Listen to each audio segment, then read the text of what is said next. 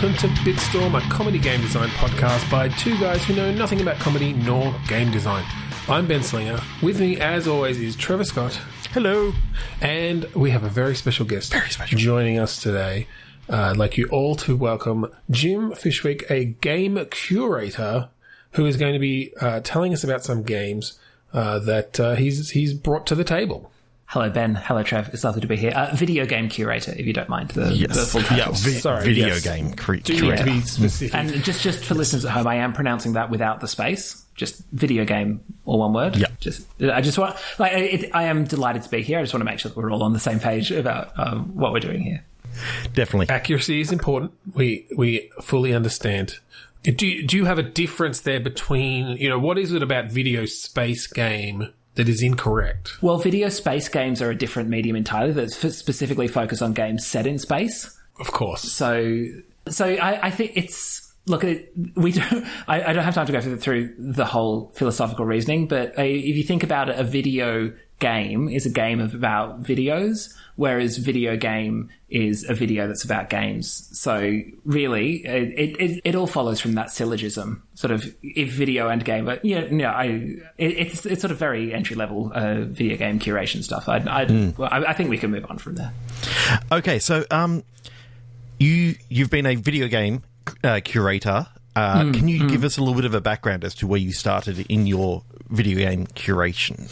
Yeah, sure. So really I started sort of playing games when I was a kid. I played a lot of Game Boy, Donkey Kong, Pokemon, all those sort of classic things. And then as I moved into my professional career, I was working in museums while also keeping up some of my practice as an interactive theatre maker. And then there was a real nexus between those two things when I spent a few years working at ACME, the Australian Centre for the Moving Image, as an assistant curator.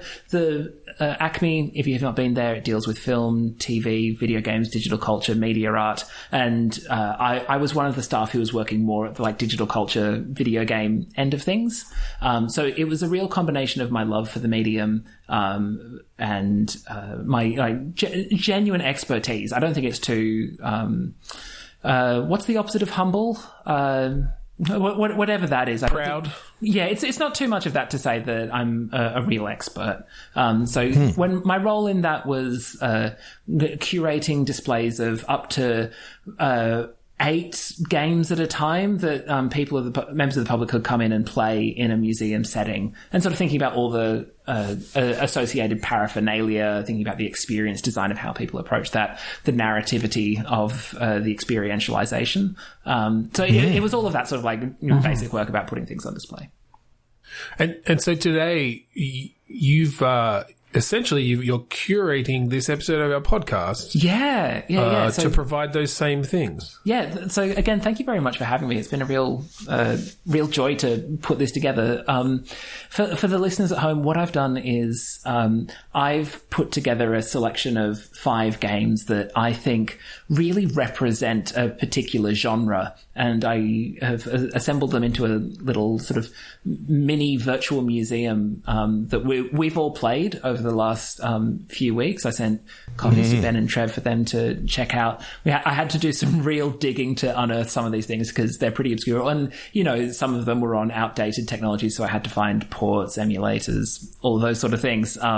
But we've got 5 games that represent this genre that I think has been sort of critically overlooked. So I thought what we'd do today is go over the last 20, 30 years of video games to unpick this much maligned genre.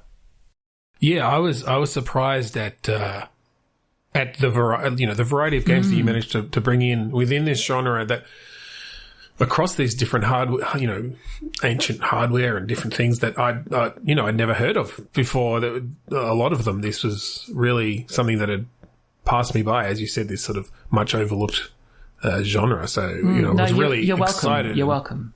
Yeah, I really appreciate you putting that a lot of effort into this. No, that's right. It's been something I've been following for years. So I've clacked through Sega games in a basement in Santa Fe. I've gone to auctions in Vermont. I've really sort of gone hunting for these things, all part of my personal collection. Okay, so I think we can finally let the audience know what the genre is. Yeah, sure thing. So, for a bit of background, two of the most common genres in games are the first-person shooter, where the player plays as the person, like you're looking through their eyes, you're inhabiting that character, and the third-person shooter, where you are sort of at a remove behind them, you're seeing the back of their head, back of their body. So what we're really looking at today is the second-person shooter, which is the genre where you, as the player, play as the person being shot by the main character. That's sort of the basic definition. And, we've all heard the old jokes, second-person shooter, that person behind the grassy knoll who got JFK, like all those sort of things. So it's not that. It's really where playing from the point of view of someone who is being shot by the main character. Yes. And I suppose as when I first suggested this as a genre to explore, I was wondering, I'm just curious, what were your thoughts? What are your preconceived ideas about the genre coming into this exploration that we did? Look, it's a tricky genre to develop for, certainly. It can be a confusing perspective in a lot of these games, and obviously we'll talk about that a bit more as we get into the specific titles. On this podcast, I think we've only come across anything in this genre once, maybe twice. I think we created 2 games in the past that could potentially be called second person, and even then it was sort of more that you were controlling the camera, so it was not so much a controlling the person who is almost a subset of the genre in itself. So we call that 2.5 person shooter, because it's halfway between true second person and third person. So it might be best to just jump into the first game that we all played, and that will probably help flesh out the genre as well, and where it all started and the basics of it for the listeners as well. So the first game that we can really identify as a 2PS or second person shooter is it doesn't actually have a title because it's a mod of Doom. Released in 95. The mod was released in 95 by a user known only as Gravy Davy. And it was just sort of it was at a time of real experimentation with Doom mods that people realized they could get into the code of this sort of iconic touchstone game that revolutionized the field, and they went, what else can we do with this? So you had all sorts of mods where the aliens were replaced by toasters, the aliens were replaced by blenders, the aliens were replaced by microwaves, like all sorts of different kitchen appliances. I seem to remember some sort of animated characters that were replaced, but I can't remember the name of them at the moment. They've been going around for a long time, Yeah, and then people were bending what if we look at it from different perspectives? And this mod this unnamed Doom mod by Gravy Davy was the first game to go, it was just sort of a technical exercise, really. A lot has been projected onto the meaning of this in the early 90s. Gulf War, times of high stress, Berlin Wall's just come down, but really it was just sort of a technical exercise of what if we put the camera in the eyes of the person who's about to get shot by the main character, Doom Guy. I think the technical term is Doom Guy. Is that Doom Guy? Doom Guy. Yeah. Well, what struck me as I was playing it was, for one, the controls were pretty janky, which is understandable for this sort of experimental kind of thing, because you're used to at that point. You turn the mouse and your camera moves. But having to control Doom Guy while looking through the perspective of the next monster, the next monster essentially to be killed, and then just constantly being, from our player's perspective, shot in the face over and over and over again was really confronting. And especially for listeners who haven't played the game, sorry, I didn't mean to cut you off, Trev, but just that's fine. Sort of mechanically what happens is that you're looking at Doom Guy, the camera inhabits the closest monster to Doom Guy, who then runs forward, shoots you, and then the camera instantly jumps to sort of the next available aliens. Sorry, Trev, carry on. So, my least favourite part about it was because Doom doesn't really have the height, because you can't really look up and down.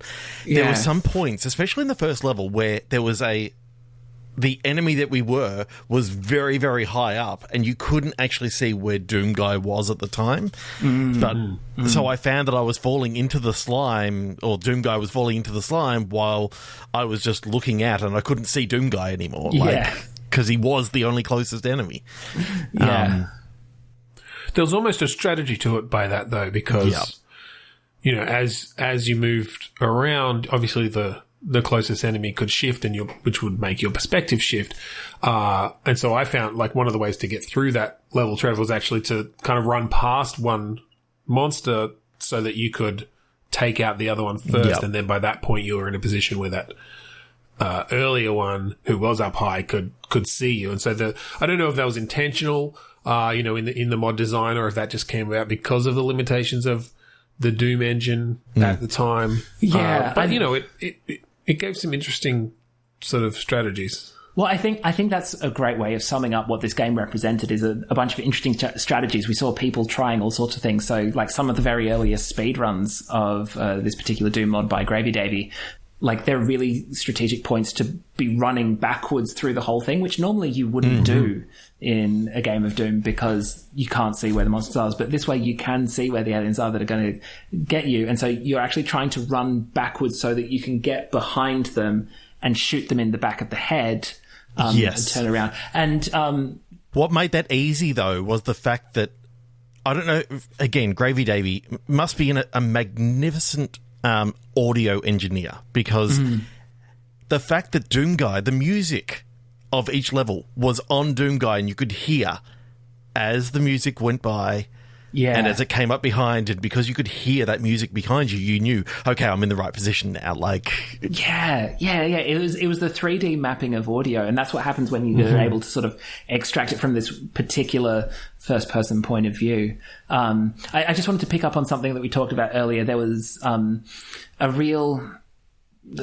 of the aliens were getting shot in the back of the head as part of the speedrunning tactics, like I was saying, which actually there was a sort of moral debate about whether these speedruns should be included, because you were shooting the aliens in the back of the head, which was seen as sort of, you know, that's cowardly. Not right. Yeah, it's cowardly. It's cowardly. So if you go and you look on the speedrunning archives, any run that has sort of shooting people back, it's got an asterisk next to it, just to let you know that this is a separate category. And they didn't do a warning shot. Had they done the warning shot off to the side first and got them to turn around, that would have been fine. But they didn't. They just shot them point blank in the back of their head. And well, I suppose you've got to save those frames. Like, that's what they were trying to do.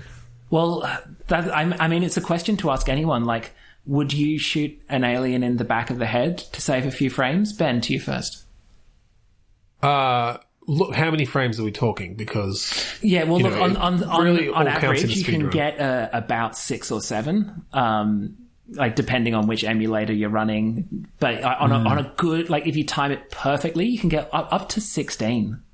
Look, I did see something about some particular techniques, because, you know, obviously when they were doing these speedruns, they didn't want that asterisk on there. They wanted the cleanest run.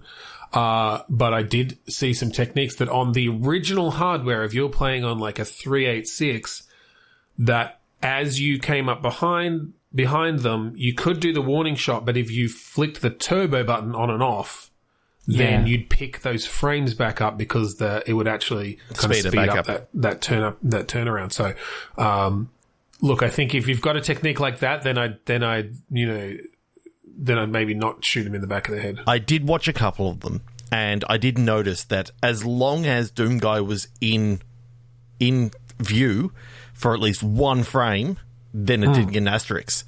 So that was where they were saving those frames. Coming around the corner, shooting off into shooting off the warning shot, getting them to turn around and shooting them that's instant. Yeah. The frames looking at them. It's a sort of technical mastery that just... Yeah. It really does impress. It really does. When I was playing it myself, though, I did come across a couple of problems, especially when I'd killed every monster in the level. because it just was a black screen. Yeah. And you just had the sound. And you just had the sound, and the music would gradually go away. And depending on where that last enemy was, it may have been easy to, flick that last switch. Or if you killed an enemy right near the start of the game, you were flying blind getting to the end. So yeah. Well, it's funny you bring that up. There's quite a moving video essay by Jacob Gellier that dealt with that specific black screen. Because if you think about it, you've gone through all the enemies and killed them, and then the closest enemy really is... The video essay sort of tracks multiple theories about what this black screen represents, because there are some camps who say that you've actually cycled back through to the first enemy, who's now dead, and so they're not seeing anything. So that's why it's a black screen. And then there is a competing theory that now you're actually seeing it through the eyes of God, because God can see everyone, but nothing at the same time, I do actually have another theory. Oh. You're seeing it through the eyes of Doomguy's cold black heart, hence why it is black. And the implication there, of course, in that point of view, is that the last remaining enemy is yourself, and so you need to turn the gun. Yeah. And I did notice that in one of the levels, like towards the end of the first episode, as you're fighting off against the boss guys, and don't get me started on the boss battles, they were impossible to impossible. But anyway, I did notice that that's when, as I was moving around, the music didn't change. Like I heard it all around in perfect surround sound, and it was like, it is literally, he's become what he hates the most. Yeah. Yeah, and so just sort of wrapping up on this, like it's worth noting that there was sort of like a little bit of reception at the time, like this sort of game, but like I said, it was in a sea of other Doom mods, so it sort of made a blip, and it's really only in the last few years as people have realised that this was the founding of the 2PS genre that it's started to get sort of a more critical reception. People are going back to it, looking at it in more depth. That's where these video essays come from. Yeah. Yeah, I suspect at the time it was almost seen just as a buggy mod. Yeah. People were in there expecting total conversions with alien soundtracks. Yeah. I mean, not like this sort of... You look at the comments where it was uploaded and you're getting, I don't understand what's happening. This is unplayable. How am I supposed to be able to... all of those sort of... why can't I move? Exactly. There must be not, something not broken. Understanding. Yeah. And that's a sort of a nice bridge, because there's a sort of a frustration to that, like inability to move, which actually feeds quite nicely into the next game in the genre that I'd like to deal with, which actually came out in 2001. It was one of the very last releases for the PlayStation 1 before we got into the PS2. It was released 2001 in Japan, 2002 in USA, Australia, UK. And if you played any of the early Silent Hill games, you'll notice that there was a static camera. And so that was really used to build tension, because you couldn't see when there was a monster coming around the corridor. You could only see where the good old tank controls. Yep. Yeah, exactly. So really fixed camera points used to build suspense. And there was a Namco game that used the second person shooter mechanic to build on that sense of suspense. So instead it goes from it just being sort of experiment of, can you move around from the point of view of a monster that you're trying to shoot, to you can only move when there's a monster coming towards you. And suddenly we've got a heart-pounding adventure of, how close am I willing to let this monster get before I shoot it? Like, how fast do I think I can run? It's sort of like a weeping angel effect from Doctor Who. It's like, you've got to try and lure them to you so you can run forward just a little bit. And this one, I found this very hard to play. Yeah. Because I don't do well with that sort of tension and that real adrenaline. Like, I want to feel like I'm in control and I'm playing a game. But having to make that decision of, as you said, when to kill the monster coming towards you, knowing that would effectively freeze me in place. Yeah. Until you could somehow coax another one over. And given that you can't move, I found it very hard to coax. Yeah, and all you had that screaming mechanic that you could use. Yeah, hit the S button to scream. We all know that. Yeah. And the sort of the funny prank being that people who are playing it on a PC are so used to hitting S to go backwards, when actually you need to hit the B button to go backwards, B for backwards. So WASD, where the S is for scream. Yeah. Yes. I did. Like, I was thinking, can I find an emulator to play this? Because I'm like, I want to sort of play it in the most natural way possible. I happened to play it. The only emulator I actually had was running on my VR through EmuVR. It was scary as all hell in there because I kept on having, like, my son come up and tap me on the shoulder right as there's like the monsters right up close. Yeah. Yeah, of course you can't see anything in VR. But it was like I was in my room and I was a kid again, and it was absolutely fantastic. So, sorry, when you were a kid, your son was tapping you on the shoulder? Yeah, it's this big time thing. Like, okay. Yeah. That's so we've talked about that on the show before. Trevor's weird time loop history. Yeah. Okay, right. It's an odd thing. His son's visited him at multiple times through his whole life. Right. So that must be in some of the back episodes. I'll need to go in and check that out. Very back episodes. It's. I think they're also the very latest episodes as well. I think because of the time. Well, yeah, and in fact, Trevor recorded an episode with was it your 12-year-old self at one point? But I think it's episode like 300 and something, so we haven't gotten to it yet. Okay, cool. I'll see if my podcatcher can pick that up. I should say that the game that we're talking about is Cobwebs of Tuschinski. Yeah, just sort of want to say it's an okay game of Cobwebs of Tuschinski, 2001, and it's such a frightening game. It's really tense. You're trying to sort of navigate all these dimly lit corridors, but you can't actually see. So you are at once, you're seeing yourself as prey from the eyes of these monsters moving to get you. Because it reminded me of a game from around about that time, I believe, that, again, at the time I couldn't play it, the Fatal Frame series, which is about sort of capturing ghosts on a camera. Yeah. It used the second person shooter as in like shooting photos, like not shooting a gun. Yeah. But in that same way where, in Fatal Frame you had to use the camera and it gave you this, a limited field of vision and made you vulnerable.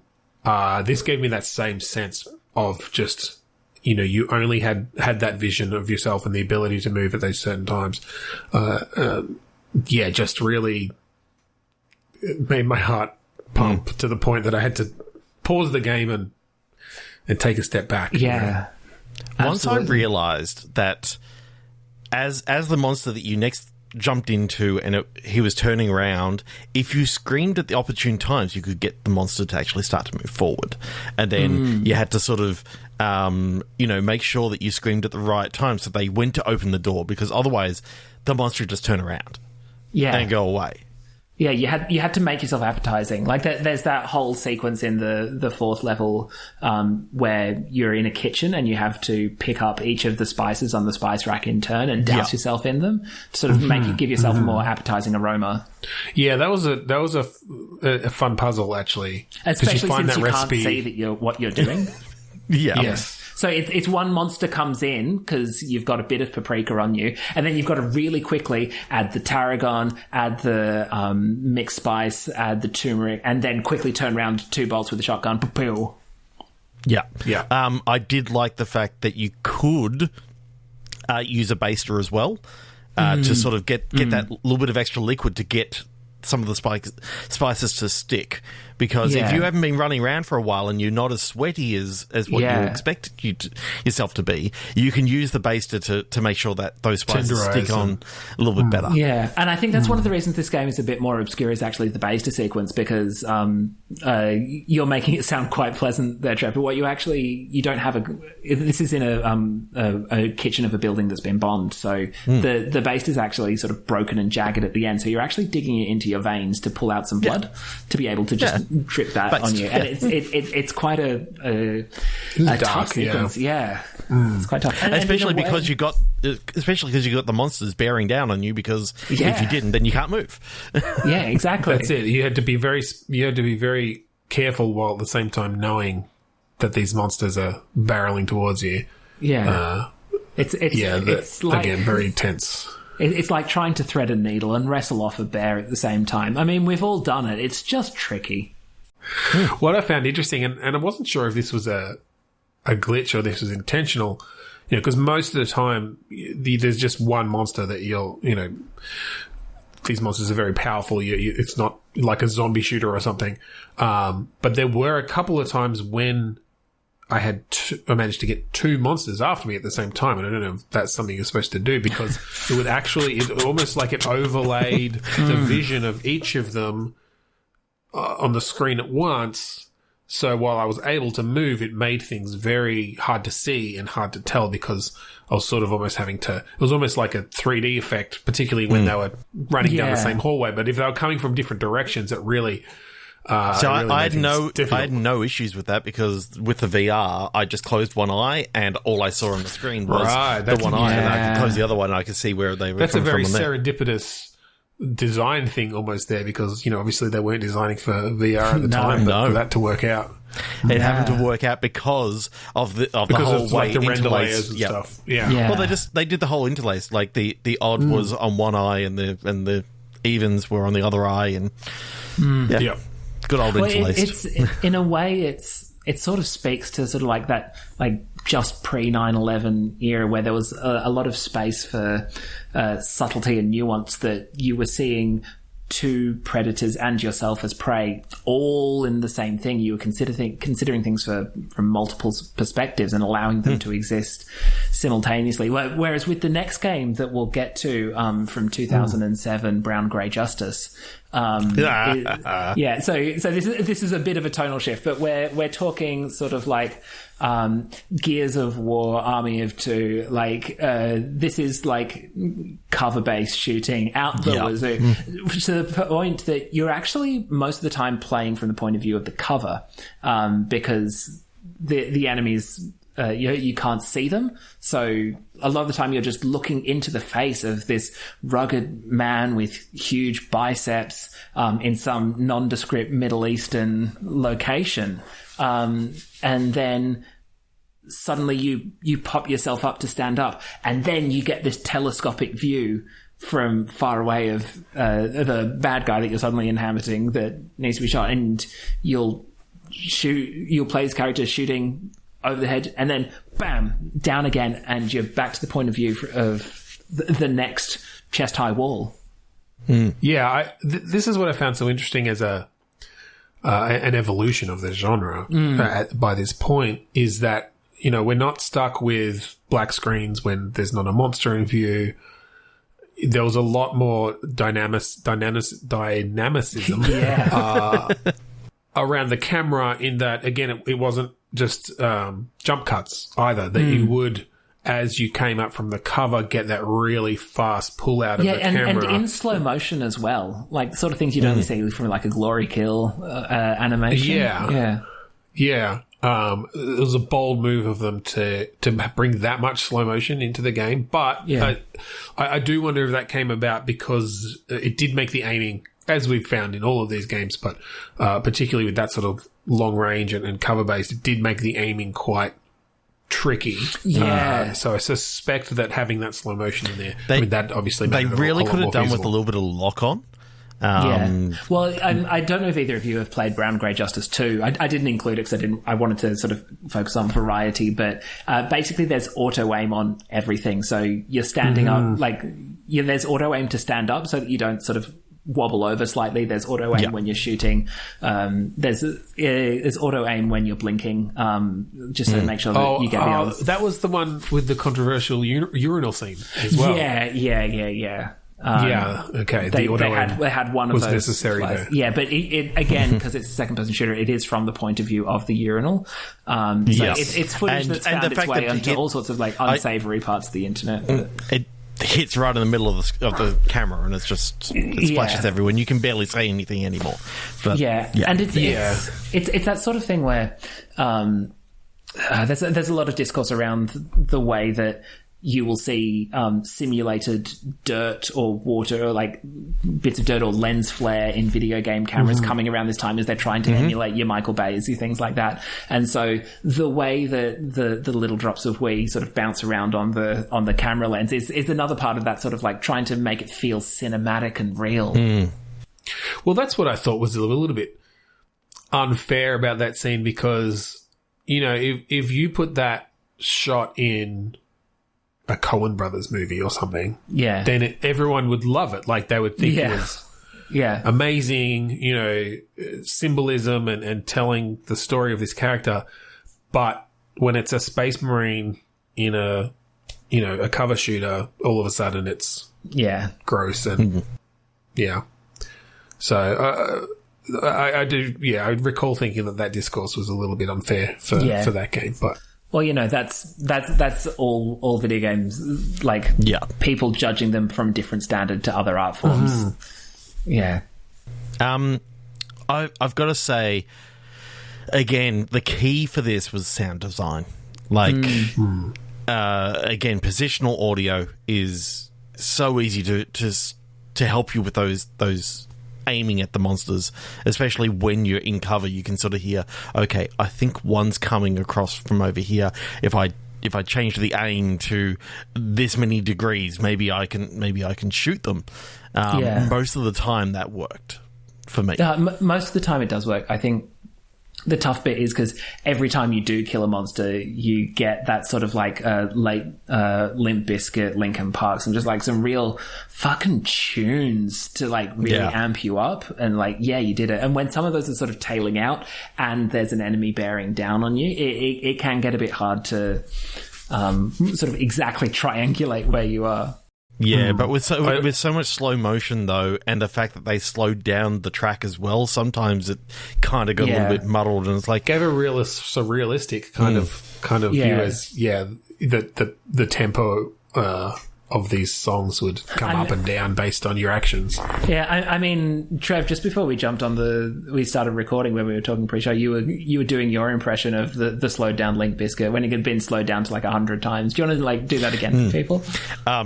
So this is in that really poignant scene, right when where you've had to shoot your ex-captain who you thought you could trust, but has actually betrayed you. So it was like,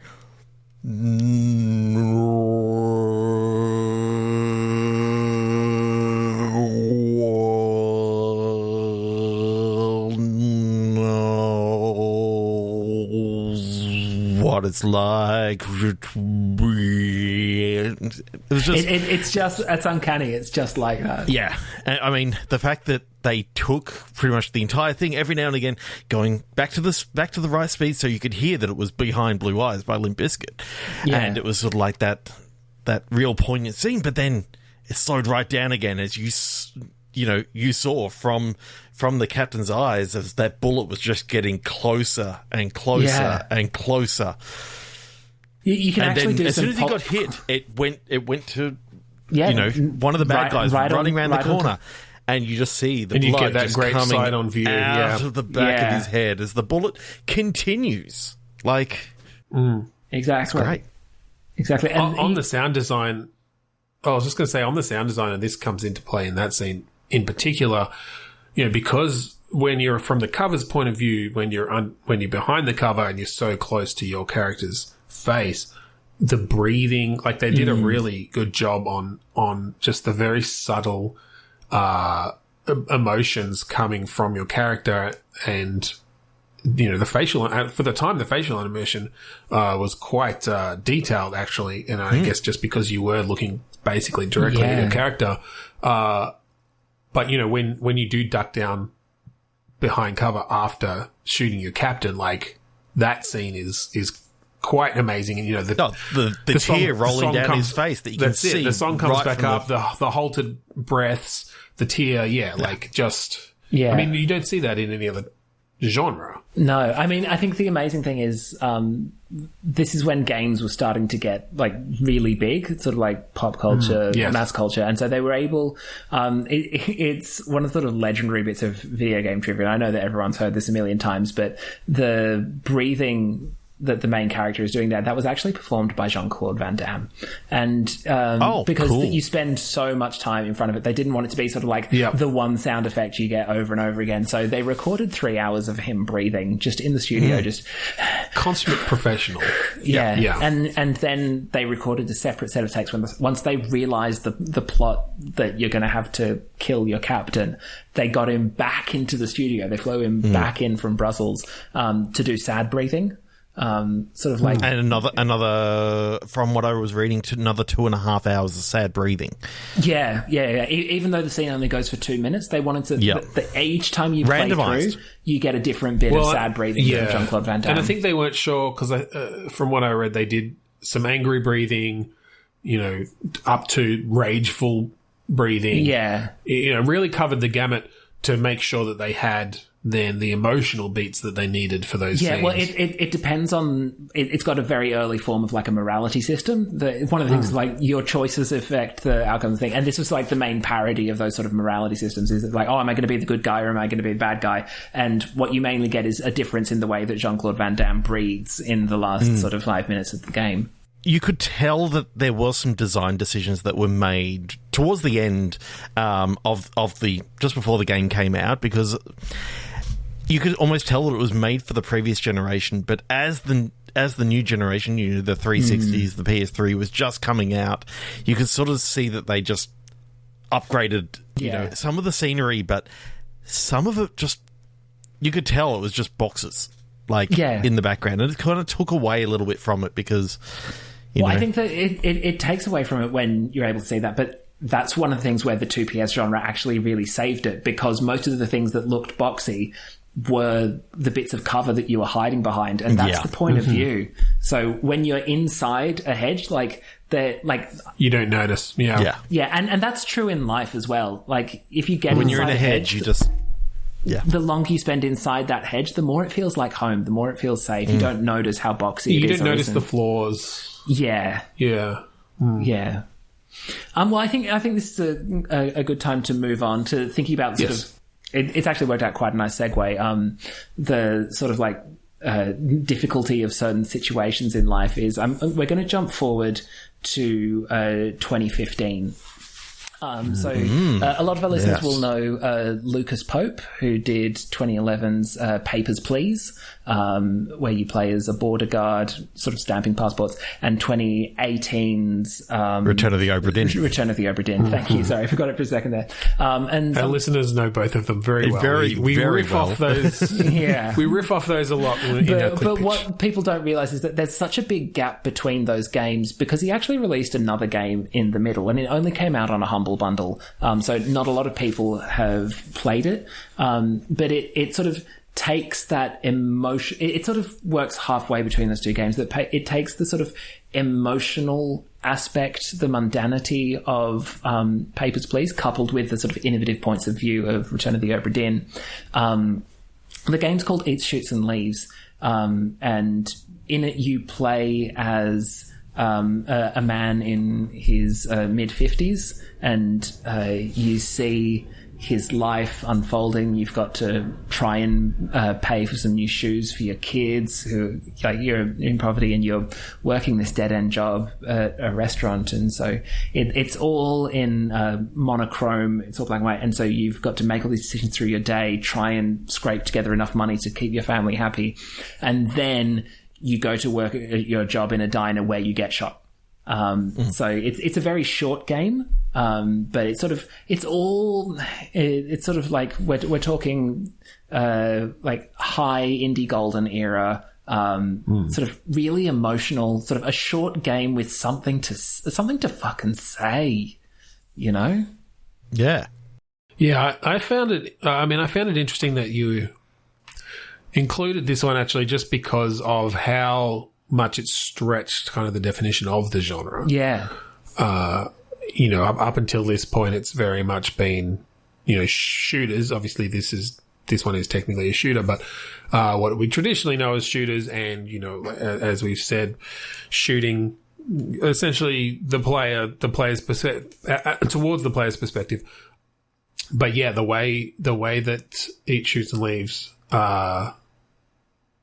it kind of played with that, and really it's not until that final scene that, I mean, that's the point. It becomes a shooter, essentially. Yeah. So, you almost don't know what genre you're playing up until you finish the game. In a way, I mean, you could tell that you were doing some sort of second person, because it did always feel like your camera wasn't, focused on your character all the time. Like, the shop assistant counting the money. And then he looks up, and that's when you see your character for the first time. But you had to actually work your way inside the shop to ring the bell as you open up the door. Like, I found that a little bit difficult, because I was sort of like, why is the money just being counted? Like, it just doesn't make sense. And there are a lot of the sort of beautiful poetic cues all the way through, like all the sort of text at the bottom narrating what's happening. It's all in the second person. It's all you are feeling very sad. Your life has been a waste. Like, it's all in second person. But also you can spot that we know that Lucas Pope likes to play with sort of pixel art and different styles. And so you think like, oh, is the character that I'm looking at blurry? Well, no, it's not blurry. It's sort of deliberately out of focus, indicating that it's supposed to be in the background of the shot. It's genius, really. So I actually thought it was just because the shopkeeper had forgotten his glasses that day, and so it was just blurry from the point of view. Well, this is the what I mean, shopkeeper really should have had the glasses. Perspectives, yeah. And maybe if he'd had the glasses, maybe he wouldn't have gotten shot. It's tough to think about. But I did really enjoy, and Lucas Pope loves playing with, like you said, the pixel art, but just different rendering modes. As he later explored in Obra Dinn as well. And so the way that he did play with depth of field in this game, but not just from the camera, but like you said, in the textures and in different things, to really evoke those feelings of sort of worthlessness, of not fitting in, not being the subject of your own life almost, you know what I mean? I found that really, I mean, just really evocative. Yeah. I was almost hoping that there'd be a time where you came across like a skeleton, and then all of a sudden those sounds from Obra Dinn would actually happen, because I got a very Obra Dinn sort of feel from the music and the the fact that it was 3D, but it had that sort of, I don't know, the pixel filter over it. I mean, I suspect he almost used this as a proof of concept in a way for some of the things he then did in Obra Dinn. And it is there is a little Easter egg. The main character in Eats, Shoots and Leaves,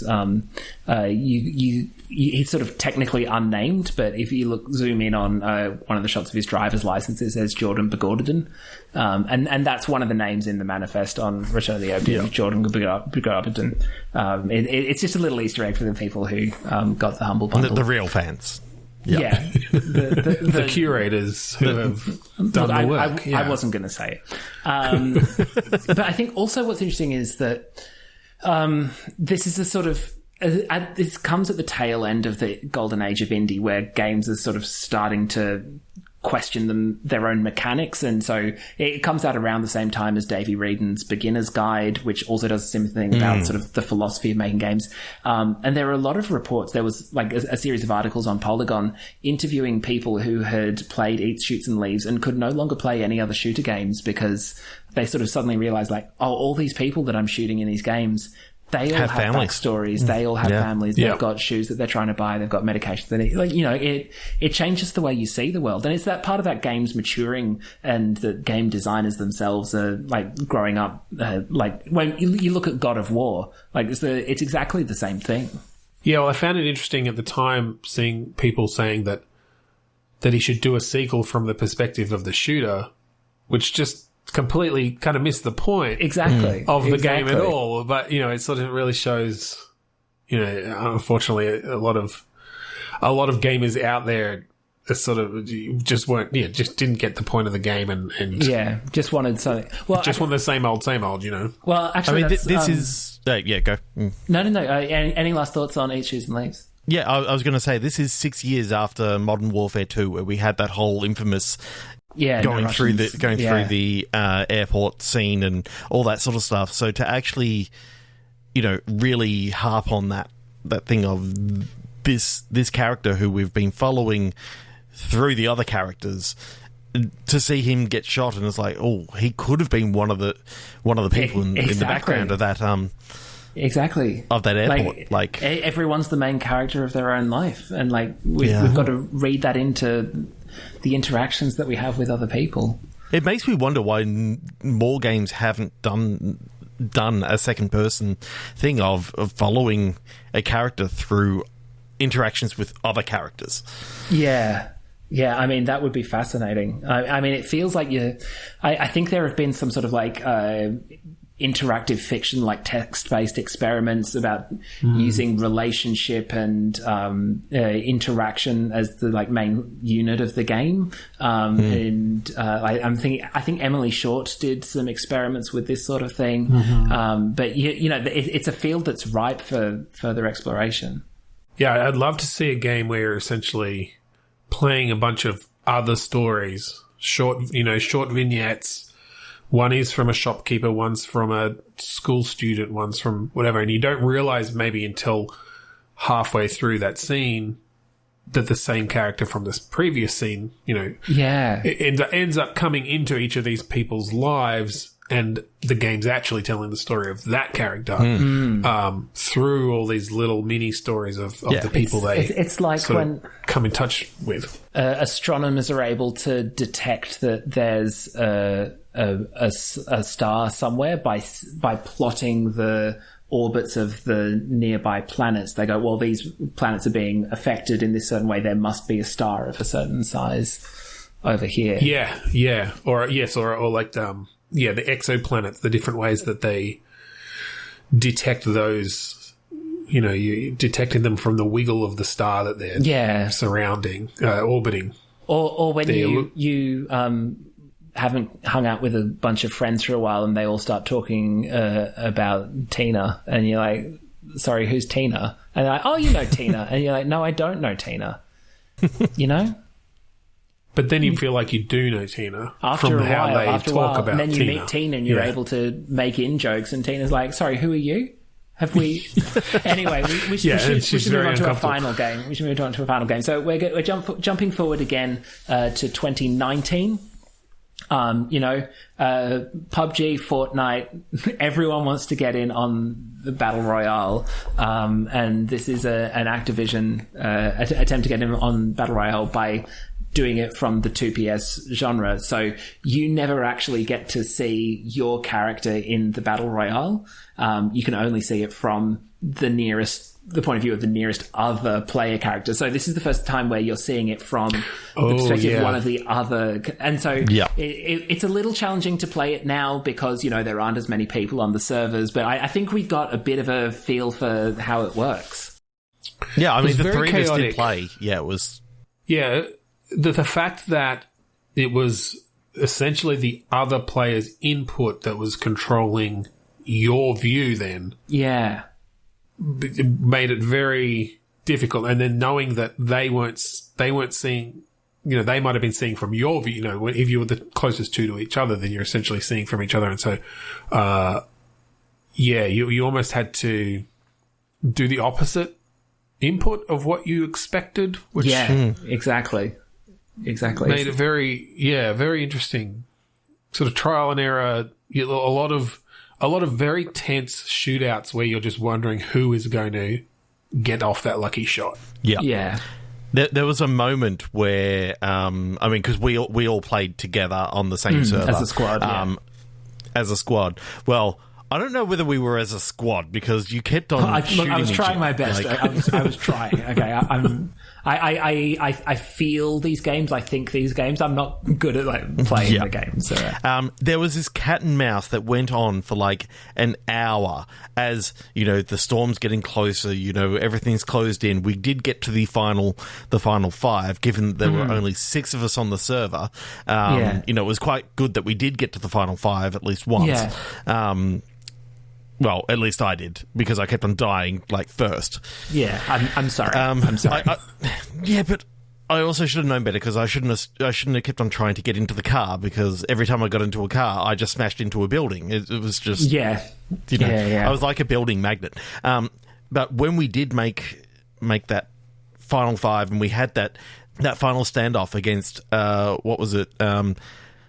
Plodding Loser, something like that. I think that was his name, because he was the closest one to me. But Jim, you kept on coming in a little bit closer and a little bit out.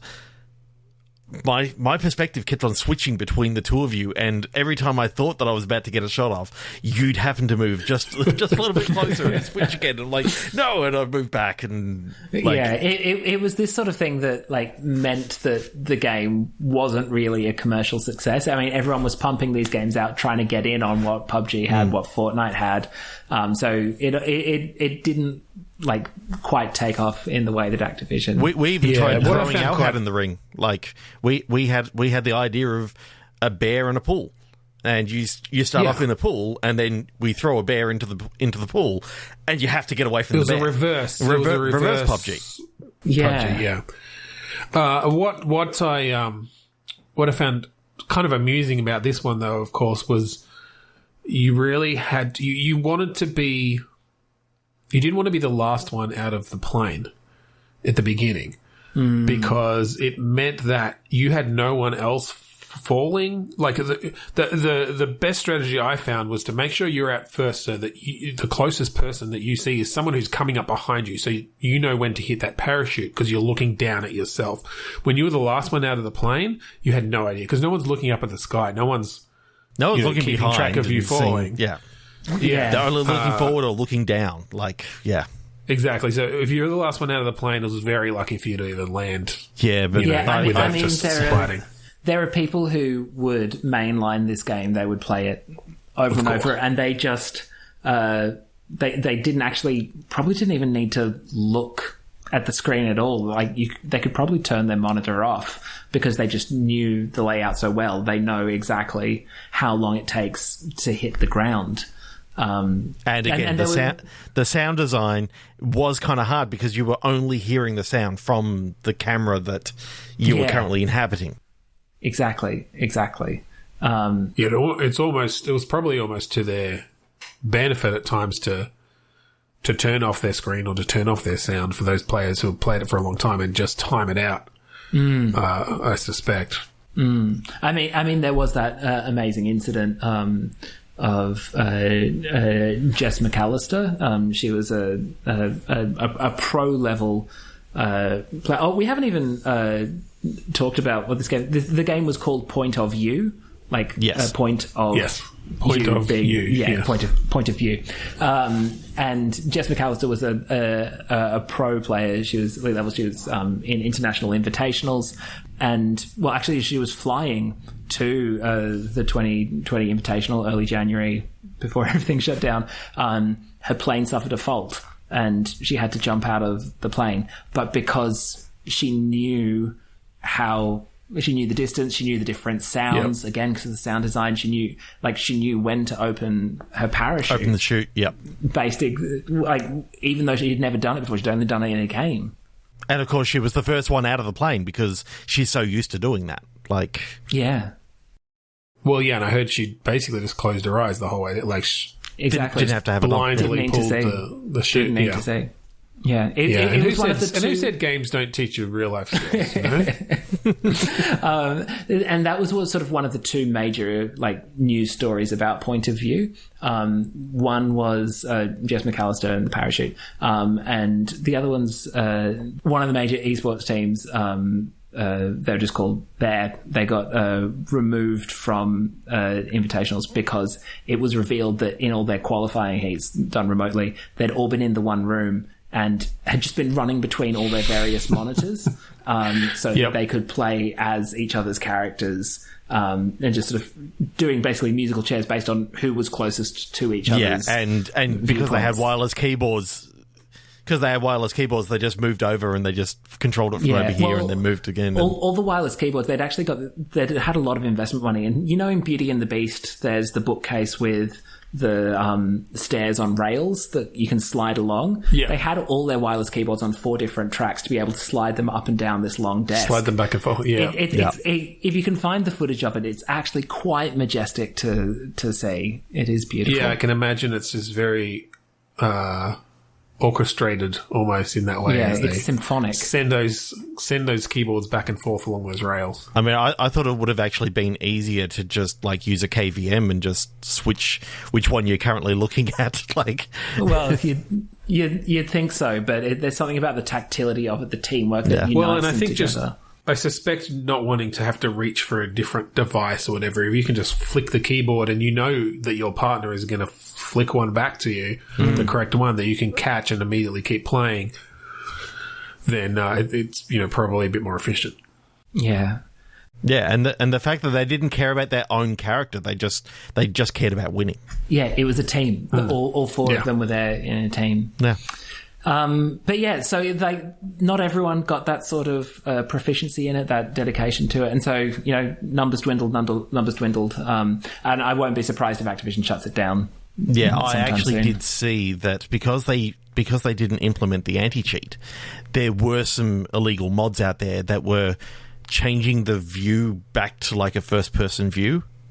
Yeah, and so you could always see your own camera, and it's like, why do you need to cheat in a game like this?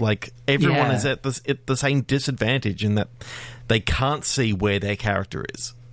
Yeah. I did hear rumors actually though that in the next season of Fortnite they might be bringing this in as a mode. Yes. Because Fortnite does tend to just sort of cannibalize and capitalize on all the other games' features. Yeah, I think it's going to be interesting because the proof's in the pudding, but the sort of test footage that leaked, it seemed to be mostly, and this isn't indicative of what it's going to be, but it mostly seemed to be you were trying to play the game, but your camera is locked to Thanos dabbing. So it's how much are you going to be able to get from that when sort of every few seconds your arm's inside a big purple elbow as Thanos is dabbing to... Yeah. But I know that if you happen to position yourself right behind, you can actually get really good. I'm suspecting you can get really good with the sniper rifle. Yeah, true. Yeah. True. And look, Epic is pretty good at knowing what their fan base wants. So exactly. I suspect that they'll eat it up. Yeah. Well, anyway, now we've even moved into the future of 2PS games. Well, I was going to ask, now that we've gone through these obviously key games in the history of the genre, what I was curious of your thoughts, Jim, of what haven't we seen? What is the future of this genre? What's next for what's second next second person for 2PSs? Yeah, I mean, I think the thing that I'd really love to see is more of a social justice message brought in, and it's not quite the right point, but I was disappointed. There was supposed to be a 2PS remake of Big Buck Hunter coming, where you play as various deer, and but it's set entirely in the moment where the hunter realizes that their gun is jammed, and so you're able to go in and, as a deer, get vengeance, sever an artery in the neck, play that sort of thing. So I'd like to see some of that sort of messaging coming in. Like you were saying, Trev, there are so many VR possibilities for this that, it maybe not even in a second-person shooter, but if 2 people are playing a VR thing,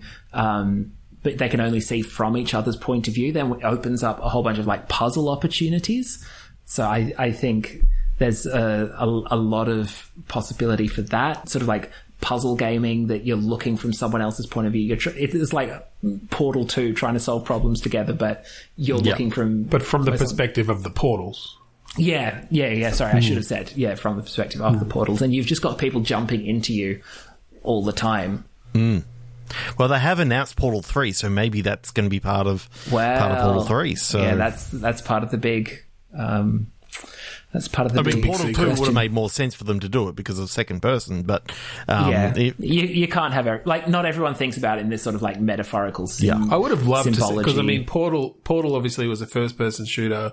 If they'd done a second person shooter for Portal 2 and then they could have gone to a third person for Portal 3, I mean, that would have just had a whole other layer of cleverness. And then if they ever did Portal 4, though, when we could finally see what a fourth person shooter would look like. Yeah, I mean that's the big speculation, is what's a fourth person shooter. Yeah, I mean, I think some people sort of speculate that the fourth person is God. Yeah. And so actually we've had a number of fourth person, not necessarily shooters, but, basically any God game that you've ever played. But I don't know. I don't know that I subscribe to that. Yeah, and also time. Also time as the fourth dimension. What happens if you shoot time in the game? Time bullets. Yeah, exactly. You're firing out like just beams of time, and you can age someone. But it will be told from the point of view of time itself. Time itself. Yeah. I don't know the technology's there quite yet. Maybe Unreal Engine 5. Exactly. I think for some of that. They're like, it'll be interesting to see what games people create, knowing that Unreal 5's coming out soon and might have time perspective capabilities. I also think the other thing is that we just haven't quite reached the point in artificial intelligence to truly play as the targets in a 2PS. More than just the perspective, the visual perspective of the target, that you are playing as the target and not having to, technically the character is the shooter. Yeah. But that you're like, they're controlled by the artificial intelligence. So you don't actually know when you're going to be shot.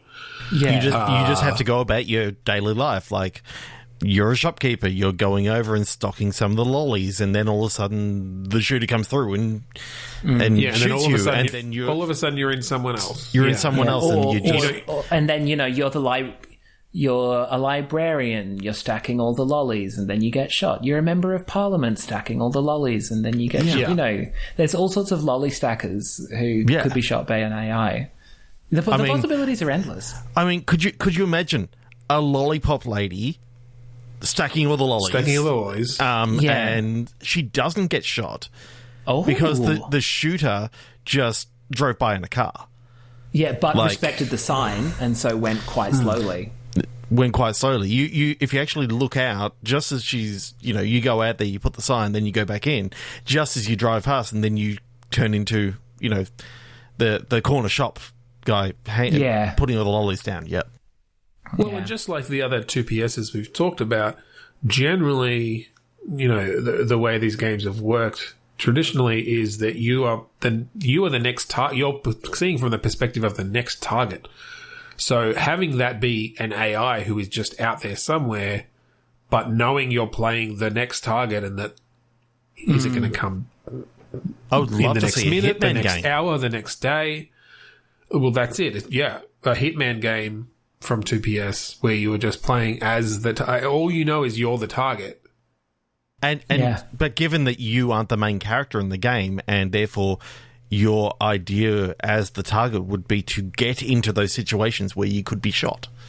Well, that's it. You're still, the objective of the game is still of the main character. That's true. Yeah. Yeah. There are so many avenues still to be explored. It's such a, and that's why I find it so fascinating as a genre. Yeah, I was actually thinking of a second-person adventure game, like a point-and-click adventure game where you play. You are the cursor. Yeah. Yeah. Whether you're the cursor or whether you're the NPCs and you've got their own inventory that you may be interacting. You're trying, like the NPCs are trying to do sort of a SimCity sort of thing. They're just trying to go about their business, and then the player and the main character. This guy keeps coming up and trying to sell fine leather jackets to them. Yeah, yeah, trying to get all sorts of wacky combinations of items together. Yeah, they just start trying to hand you everything in their inventory one after the other, and all you can say is like, I don't want that. Yeah. That I doesn't don't know work what here. to do with this. Except for the occasional situation where they might actually give you the one thing you're looking for. Yeah. In the entire, your entire existence. Yeah. I kind of like the idea of maybe even using a fly on the wall as like like a literal your point, fly. yeah, a literal fly on the wall, as like your camera view. So you're seeing it as that pesky fly that is literally bothering the protagonist. But it's in a series of sort of important events through history. Sort of you're inside the Watergate Hotel. It writes itself. Well, my mind went to that very famous Breaking Bad episode where they're he's hunting the fly around the lab, but seeing something like that from the perspective of the fly, could be really interesting. Well, yeah, it's it's a ripe genre. Yeah, and I really encourage listeners to check these games out yourselves. Yeah. Look, some of the, as we said, the some of the recent ones, the multiplayer ones, don't really have servers anymore, but you can definitely get your hands on some of the older ones and still give them a go. Okay, I'll say my favorite was Brown Grey Justice, just because of like the Limp Bizkit, all the music and the slow motion. I just love that. Yeah, it did come together really well. Yeah, I certainly had a soft spot for Eats, Shoots and Leaves. I can't go past Lucas Pope really, and to just I hadn't seen it before. It is little known, so it was a real joy to be able to find that. Because I've been with Humble Bundle since the very start. It was in my Steam library. You had it, yeah. I've got so many games in my Steam library. Exactly. Like who's getting through their Steam library? Yeah.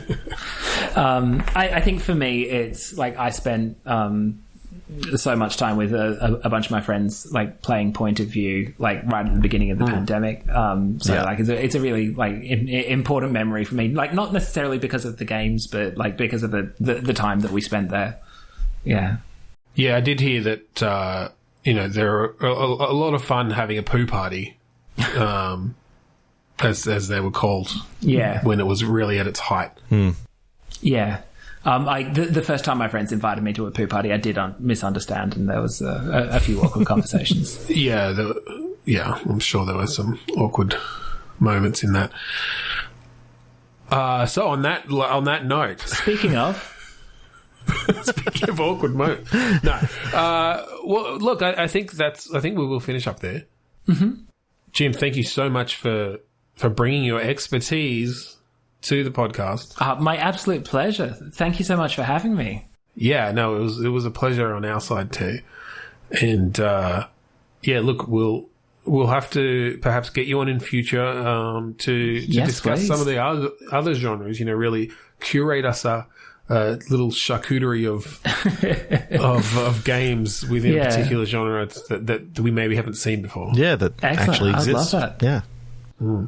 That truly exist. So, we'll finish up there. Thank you, everyone at home, for joining us this week on Bitstorm. You can find us online at podchaser.com/Bitstorm. Go there, listen to all of our previous episodes.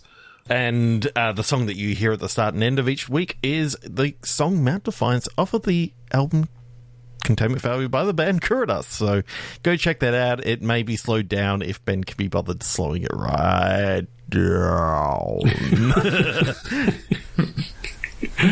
And Jim, where can our listeners find you online? I'm on the social media at FimJishwick, which is like Jim Fishwick but spoonerized. And if you like chat around podcasts, I have a podcast called I Get That A Lot, where I interview people about the jokes that other people make about their names all the time. It's a little bit silly, a little bit sweet, just like me. That's awesome. So thank you again for joining us this week on Bitstorm. I'm Ben Slinger. I'm Trevor Scott. I'm Jim Fishwick. And don't shoot me in the face. But remember to have a poo party. Have a poo party.